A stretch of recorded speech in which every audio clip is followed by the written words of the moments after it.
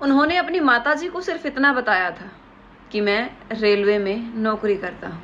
उन्होंने यह बिल्कुल नहीं बताया कि मैं रेल मंत्री हूँ। दोस्तों, आज जो ये किस्सा सुना रही हूँ, ये है हमारे देश के पूर्व प्रधानमंत्री, ईमानदारी की मिसाल, लाल बहादुर शास्त्री जी का। लाल बहादुर शास्त्री हमारे देश के एक ऐसे नेता थे जिन्होंने हमेशा ईमानदारी के साथ काम किया। एक कार्यक्रम का किस्सा उनका जो बार बार दोहराया जाता है वो ये है कि एक बार लाल बहादुर शास्त्री किसी कार्यक्रम में गए और कार्यक्रम में वो बतौर अतिथि पहुंचे। वहां जाकर के उनकी माँ भी वहां पहुंची और उनकी माँ ने लोगों को कहा कि यहाँ पर मेरा बेटा भी आया हुआ है और मैं उससे मिलना चाहती हूँ। बूढ़ी औरत को देख करके लोगों ने मदद करते हुए उनका नाम पूछा तो माता ने बताया कि मेरे बेटे का नाम लाल बहादुर शास्त्री है।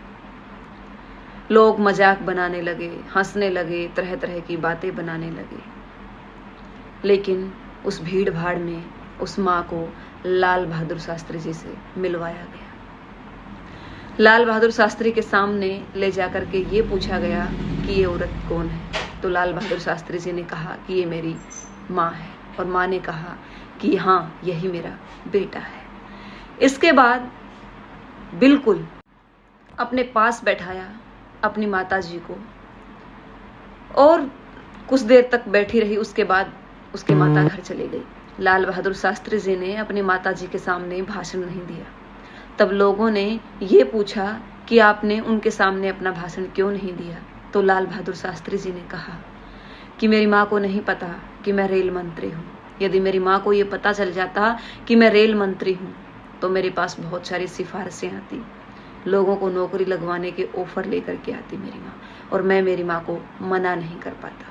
मैं अपने ईमान को मार कर कोई भी काम नहीं कर पाता। सीख लेनी चाहिए आज के लोगों को लाल बहादुर शास्त्री जी के जीवन से, एक प्रेरणा लेनी चाहिए।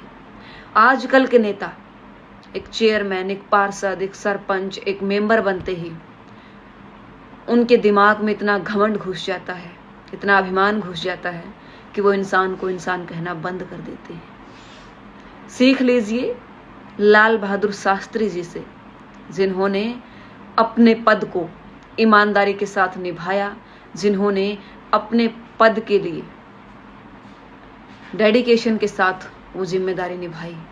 और कभी भी अपने पद का घमंड मत कीजिए, क्योंकि आपको जो जिम्मेदारी निभाई मिली है उसको ईमानदारी के साथ निभाना आपका कर्तव्य है और उस कर्तव्य को आप हमेशा निभाएं।